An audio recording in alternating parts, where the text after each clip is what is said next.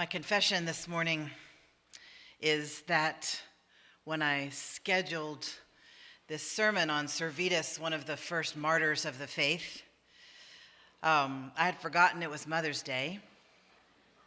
And I posted on Facebook this thing that I had forgotten, and I said to my colleagues and friends, can you think of any way to weave these two things together? I knew what I was going to do. I just wanted to see what they would say. If you're not my Facebook friend already, just friend me and I'll friend you, and you can see the thread.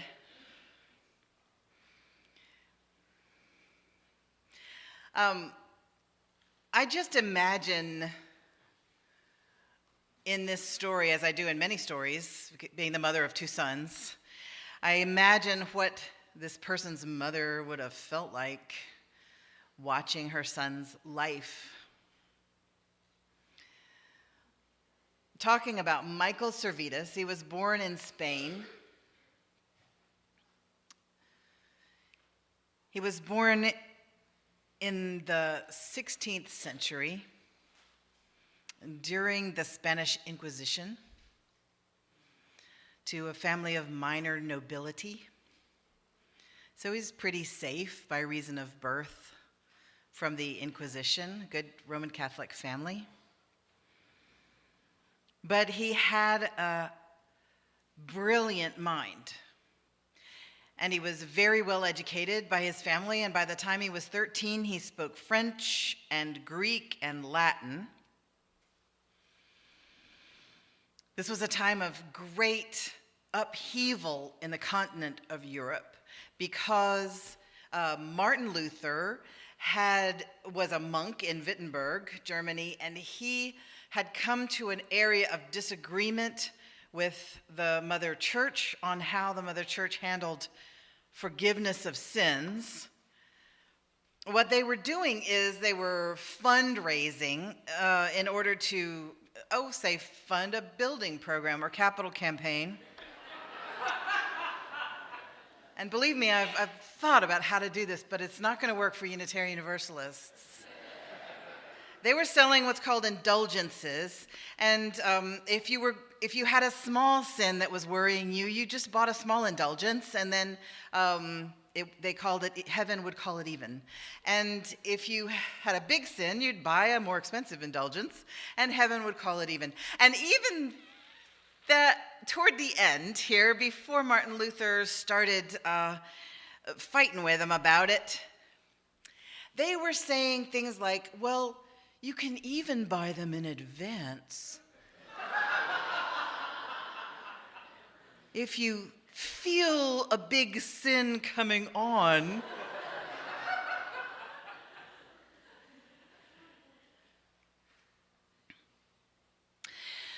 Luther wrote out 95 points of disagreement with the Mother Church, and he nailed them to the door of the church in Wittenberg. Kind of like posting them to his wall, I guess.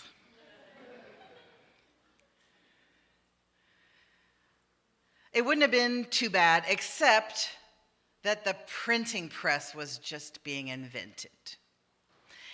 And so lots of little print shops were springing up all over the place, and they were hungry for things to print. And so they started printing the 95 Theses of Martin Luther, and thousands of copies sold out really fast.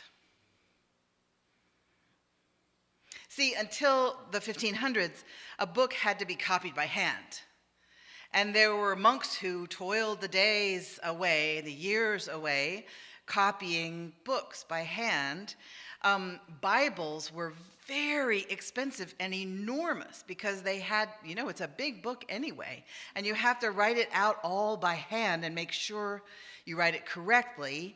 And they become extremely expensive, and only the very wealthy had a Bible, and only the very biggest cathedrals, which a cathedral is the seat of a bishop, I don't know if you knew that, they have a Bible. But very few people could read. Not the priests, not the lay people, not the nobles. Very few people could read. And so pretty much nobody read the Bible. They just trusted the teachings of the church to tell them what was in there. And so if you had said, God tells us that if you buy an indulgence, you can be forgiven, people would go, okay, I guess that's true. So Luther, encouraged by the printing of his 95 Theses, began to write more, and people began to read what Luther had written. And Erasmus, who was a great humanist and very witty, was being read widely. And universities were springing up everywhere as every little princeling wanted to have a center of learning in his province. And so university after university were buying the books as fast as they could be printed. Once again, the current administration of the church and the powers that be at the time were overturned not really by revolution but by technology. The printing press made all the difference. The church had started losing control before this because there were thousands of Jews and Muslims from Africa and Turkey pouring in to Spain. And the Spaniards wanted them converted to Christianity. And the point at which they couldn't agree with Christianity, love everybody, fine. God created the world, fine. Trinity, not fine. So many people were banished, tortured, burned at the stake because they could not say, yes, I agree with the Trinity, Father, Son, Holy Spirit, you know, the Trinity. It was against this background that Servetus, at 14, was sent to the University of Toulouse to work for a famous scholar and go to school there. Now, Mama felt good about sending him to Toulouse because it was a conservative town. It was not known as a party school. Her boy was going to be all right. Unfortunately, you know what kind of people teach in universities. And his boss, the famous scholar, was one such radical. And the university itself was a hotbed of radical thought. So, Servetus began reading Erasmus, the humanist, reading Luther.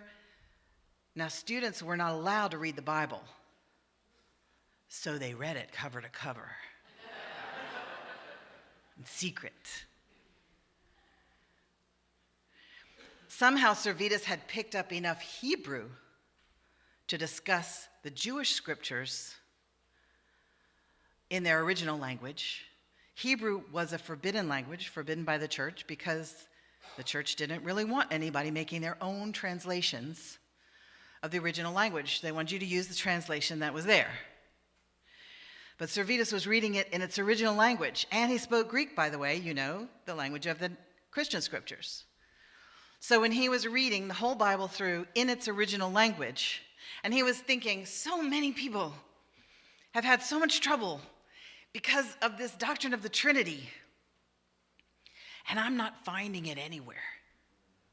I'm not finding it anywhere in the Bible. They talk about God the Father, they talk about God the Son, they talk about the Spirit of God, but nowhere in the Bible does it say, Father, Son, Holy Spirit, this is the Trinity, 3 in 1. So he thought this would be good news to everybody. Look, we don't have to fight. You believe in the Trinity if you want to, but it's not in here. You don't have to burn them for not believing in it. It was not received with as much delight as he thought it would. He wrote a little pamphlet called On the Errors of the Trinity. He made it tiny, 3 inches by 6, so it could be stashed quickly, because nobody was supposed to be reading such as that. Now,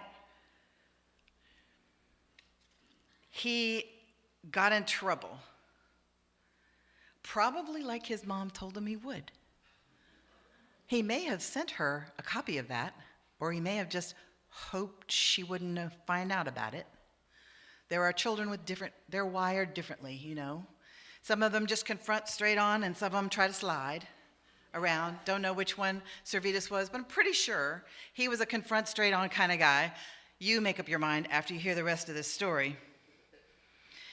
So he had this pamphlet, and at home in Spain, the Spanish Inquisition wrote him a letter and said, "We would like to see you here just for conversation." He went to Switzerland. Smart boy.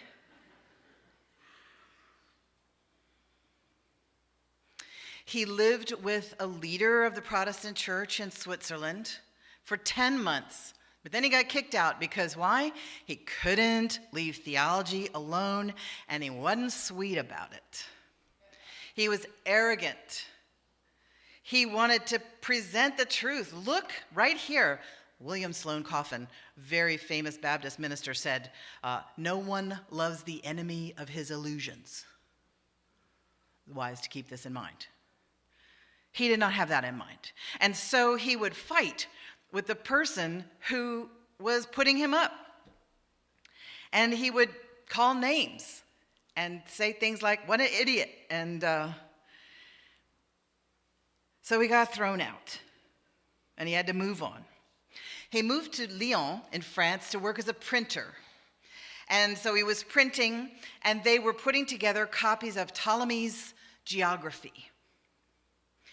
So Ptolemy's geography was a beautiful book, and yet our boy, Michael Servetus, he couldn't resist adding his own opinions in to Ptolemy's work before printing it. So he wrote, he actually improved the book somewhat with his great scholarship, but also his opinions got in there. He wrote, "The English are brave, the Scots fearless, the Italians vulgar, the Irish rude, inhospitable, barbarous, and cruel." On a map of Germany, Ptolemy's map of Germany, he wrote, "All Germans are gluttons and drunkards."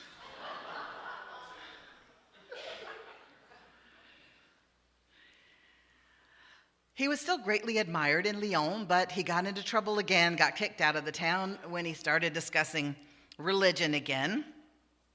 He decided he was going to move to Paris. This is 1536.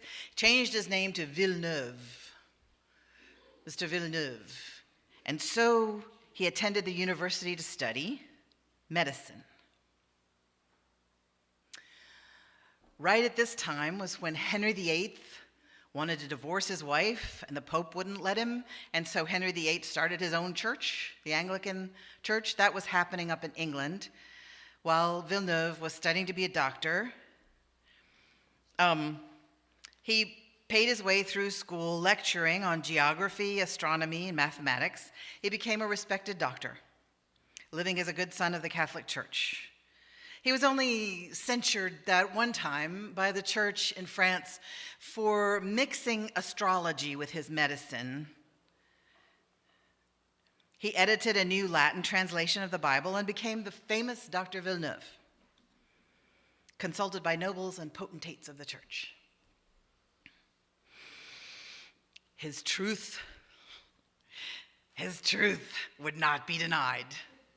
Have you ever felt that, where you just have something to say, and by heaven you have to say it? You just have to say it, even though you know what's going to happen afterwards. He was such a person. He was just on fire with this truth of his.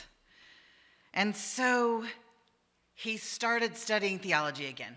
Now, the reformer John Calvin had just taken over Geneva. He was the ruler of Geneva, and Calvin was writing his books called Calvin's Institutes. I believe there are 7 volumes. It might only be 5. Took up this much space on my shelf in seminary. The volumes, I'd inherited them from my grandfather, Calvin's Institutes, and we had to read them all the way through. And I did not receive them with as much passion as Villeneuve did. He started reading them and arguing with them in the margins of the pages. He began writing to Calvin, again arrogantly, again rudely.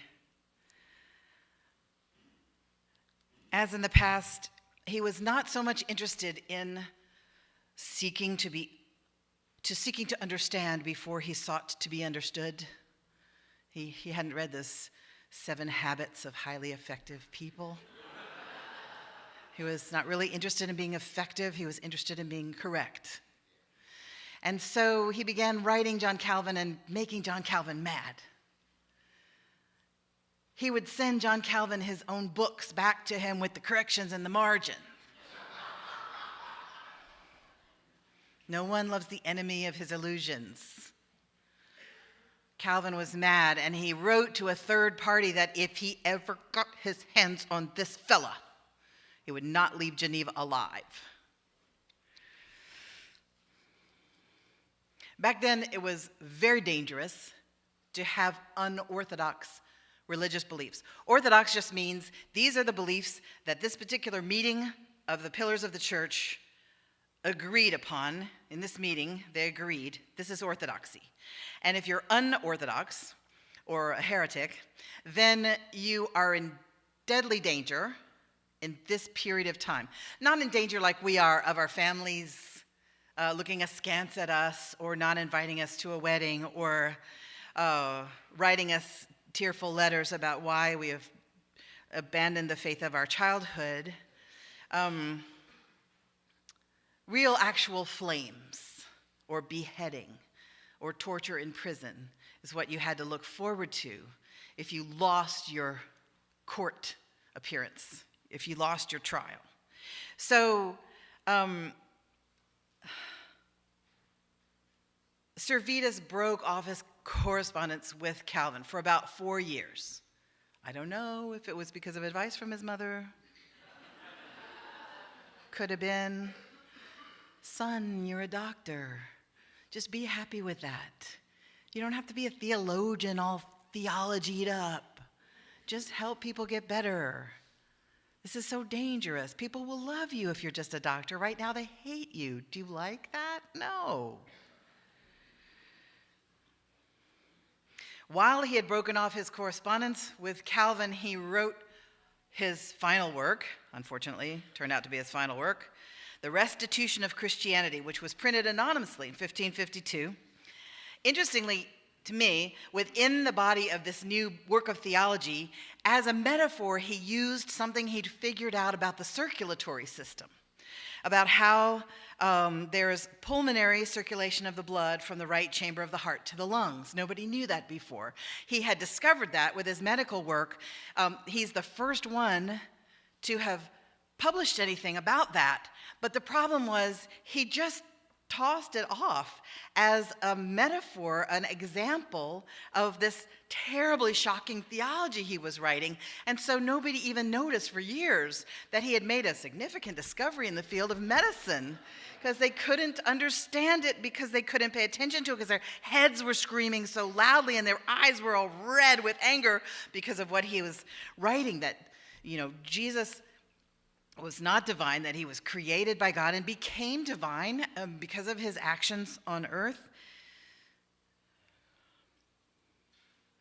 Servetus was a wanted man.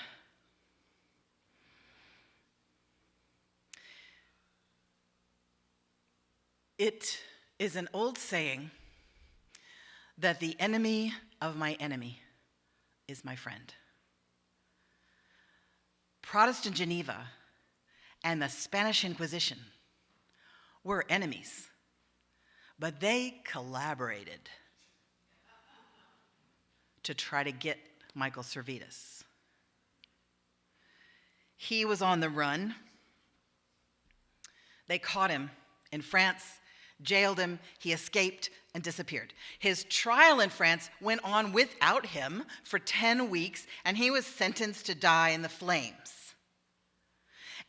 But he was unavailable. So They created an effigy of him and burned that. Satisfied something. So he was keeping out of sight, that Servetus, that summer, moving slowly toward Italy, where he might have been safe. There weren't that many countries where he wasn't being hunted. He didn't have to go through Switzerland on his way down to Italy. But for some reason, he went through Switzerland. There's a lot of Switzerland that's not Geneva. He didn't have to go through Geneva on his way down to Italy. But he did. In Geneva, it was the rule that even if you were just passing through on Sunday, you had to go to church. Streets were deserted. He didn't have to go through Geneva on Sunday, but he did. Somebody tipped Calvin off that there was Servetus in church. He got imprisoned. He was tried. He was sentenced to death. It took months. They had to go through all of his heresies. It appears from his correspondence that he thought he might just get off with a fine or being banished. What was he thinking? He'd already been condemned to death in France. He thought they were going to be sweeter in Switzerland. He was found guilty. Calvin himself pushed for a more merciful death of beheading. So this is a little mark on Calvin's side, I guess. But his council wanted flames. On October 27th, which should be a high holy day for Unitarians, the sentence was carried out and Servetus was burned with his book chained to his ankle. The reaction throughout Europe was revulsion. They couldn't believe the barbarism. Actually, the gift of Servetus' life in the flames fueled huge energy and discussion about Unitarian thought. If you're not Trinitarian, you're Unitarian. This is our forebear, even though he wouldn't have known there could be a Unitarian church because there wasn't one at the time.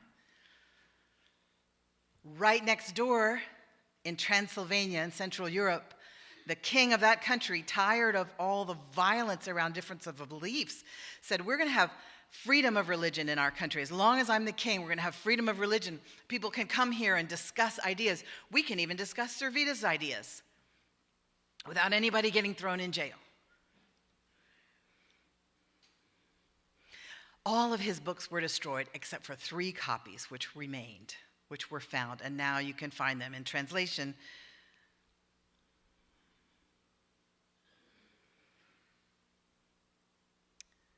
You can't control people without terrible violence, and you can't control ideas at all. At all. And so, my friends, we balance truth and love. And when we feel the truth wanting to come out, we try to speak it in love. But it cannot be pushed down. Anybody who's struggled with a truth like, I'm gay, has tried to push it down, at least up until 5 minutes ago. People have tried to push it down, and yet it comes out, and you come out, and suddenly you feel relieved. Or you say something that needs to be said. I remember my mother talking to her mother.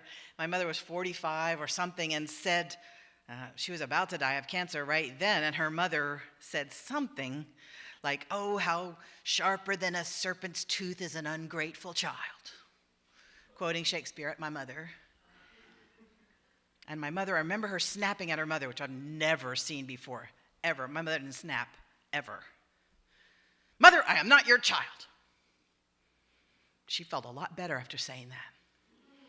It didn't cure her, but she felt better. Speaking the truth has power. The truth itself has power. Reading the truth, hearing the truth, when you feel the truth, you go, wow, that has the ring of truth and that has power. That's why we love it so. And who can stay silent when we feel the Spirit call us to speak about our free religion? And who can stay silent when we know what lives speak and what deeds beckon and what blood has been spilled in order for us to have our freedom today? We honor those who have gone before us,